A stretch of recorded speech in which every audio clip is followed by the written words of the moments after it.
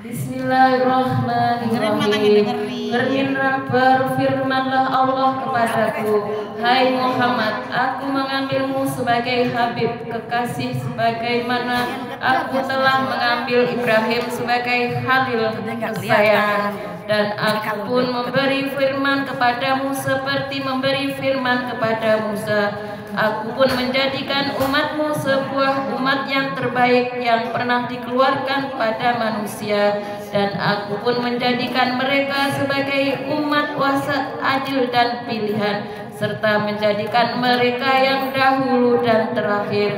Maka ambillah apa yang aku berikan kepadamu, dan jadilah engkau termasuk orang-orang yang bersyukur. Kemudian dia menyampaikan beberapa yang tidak diizinkan kepadaku untuk mengabarkan kepadaku, difardukanlah padaku dan umatku dalam sehari 50 kali sholat. Setelah dialah menjanjikan kepadaku dengan janjinya dan membiarkan aku apa yang dikehendakinya. Firmanlah dia kepadaku, kembalilah kepada umatmu dan sampaikanlah kepada mereka dariku. Lalu selambu yang telah membawaku tadi sekarang membawaku lagi, dan tidak henti-hentinya dia menurunkan dan mengangkatku sehingga membawaku turun ke Sidratul Muntaha. Tiba-tiba aku melihat malaikat Jibril dengan hatiku sebagaimana aku melihatnya dengan mataku di depanku.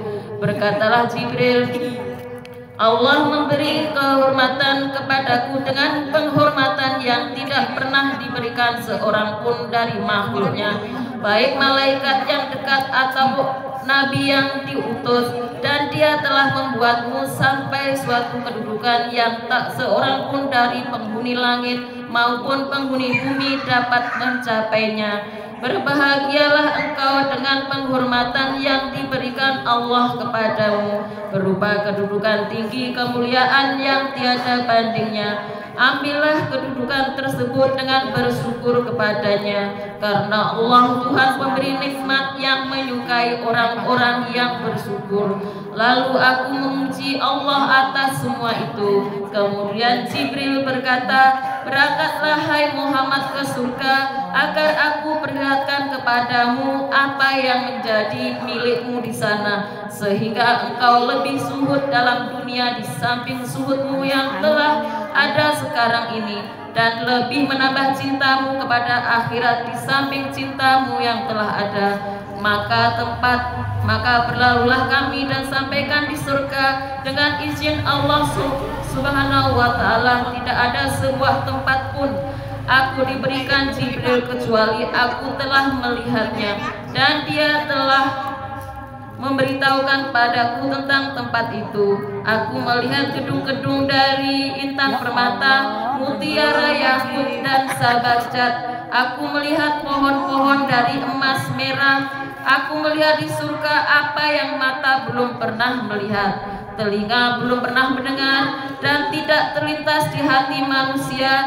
Semuanya kosong dan sediakan hanya pemiliknya dari kekasih Allah ini yang dapat melihatnya. Dan apa yang sempat aku lihat itu membuat kagum hatiku, dan berkatalah aku, untuk seperti inilah mestinya orang-orang itu beramal. Kemudian diperlihatkan kepadaku neraka, sehingga aku dapat melihat belenggu-belenggu dan rantai-rantainya. Lalu Jibril membawaku keluar dari langit. Lewatlah kami dengan menuruni langit demi langit, sehingga aku bertemu dengan Nabi Musa alaihi wasallam.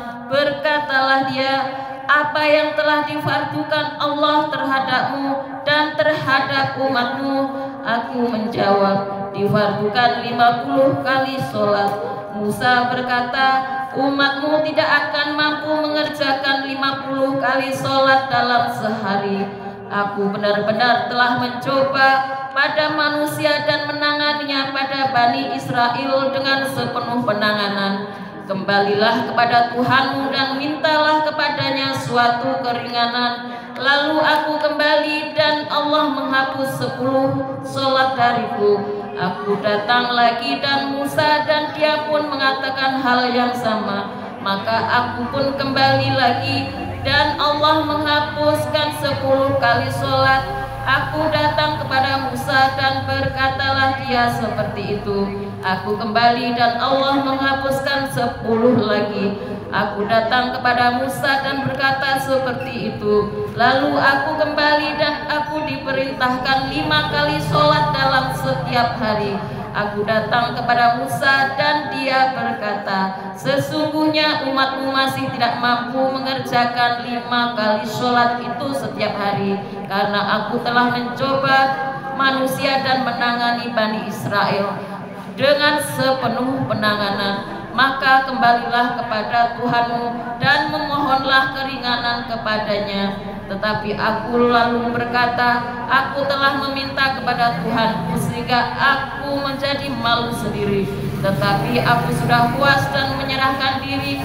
Setelah kami melewati Musa, ada seruan yang berseru, aku tetap memberlakukan farduku dan memberi keringanan pada hamba-hambaku. Dalam sebuah riwayat, dan aku membalas sebuah kebaikan dengan 10 kali kelipatannya.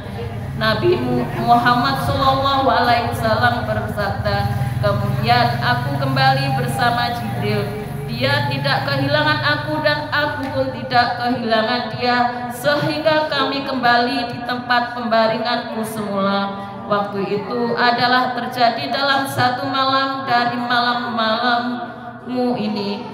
Nabi Muhammad SAW bersabda, Anna syaitu walati atama yawmal qiyamah wala fakhro wa biyadi liwa'ul hamdi wala fakhro. Aku adalah pemimpin dari anak cucu Adam, tetapi tidak bangga, dan di tanganku terdapat liwa'ul hamdi, tetapi juga tidak bangga. Ibnu Abbas radhiyallahu anhu dan Aisyah radhiyallahu anhu berkata, Rasulullah sallallahu alaihi wasallam bersabda, ketika malam aku diisrakan dan aku berpagi-pagi di Mekah, aku mengetahui bahwa orang-orang tidak akan mau mempercayaiku. Maka duduklah Nabi Muhammad sallallahu alaihi wasallam dalam keadaan sedih. Liwatlah Abu Jahal, musuh Allah, di depan Nabi. Dia menghampiri beliau dan duduk di dekatnya. Berkatalah dia seolah-olah dia mengolok-olok, apakah engkau telah mengambil faedah tentang sesuatu? Beliau bersabda, ya, aku telah diisrakan tadi malam. Abu Jahal bertanya, kemana? Beliau menjawab, ke Baitul Maqdis. Abu Jahal bertanya, kemudian engkau berpagi-pagi di hadapan kami ini? Beliau bersabda, ya. Abu Jahal bertanya, apakah engkau akan bercerita kepada kaummu seperti engkau ceritakan kepadaku ini? Beliau bersabda, ya. Abu Jahal berkata, hai sekalian Bani Ka'ab bin Lu'ay, kemarilah kamu. Mereka berdatangan sehingga duduk di depan Nabi dan Abu Jahal. Berkatalah Abu Jahal, berceritalah kepada kaummu dengan cerita yang engkau ceritakan kepadaku. Nabi Muhammad bersabda, ya, aku telah diisrakan tadi malam. Mereka bertanya, kemana? Beliau bersabda, ke Baitul Maqdis. Mereka bertanya lagi, kemudian engkau berpagi-pagi di depan kami ini? Beliau bersabda, ya. Maka bergegaslah beberapa orang laki-laki dari golongan orang-orang musyrik menuju ke rumah Abu Bakar As-Siddiq. Bertanyalah mereka, apakah engkau telah mendengar kabar tentang kawanmu? Dia mengira telah diisrakan tadi malam. Abu Bakar menjawab, apakah benar dia berkata? Kemudian mereka bertanya, ya, dia berkata demikian. Berkatalah Abu Bakar As-Siddiq, ya, dia benar. Mereka bertanya, engkau juga membenarkannya? Abu Bakar berkata, ya, aku membenarkannya dalam hal yang lebih jauh dari itu. Bismillahirrahmanirrahim. Subhanalladzi asra bi 'abdihi lailan minal masjidil haram ilal masjidil aqsa alladzi barakna haulahu linuriyahu min ayatina innahu was-sami'ul basir. Maha suci Allah yang telah membuat hambanya berjalan pada suatu malam dari Masjidil Haram ke Masjidil Aqsa, yang telah kami berikan berkah di sekitarnya, sekitar Masjidil Aqsa, untuk kami perlihatkan kepadanya sebagian dari tanda-tanda kekuasaan kami. Sesungguhnya Allah Maha mendengar lagi Maha melihat. Allahumma sholli wa sallim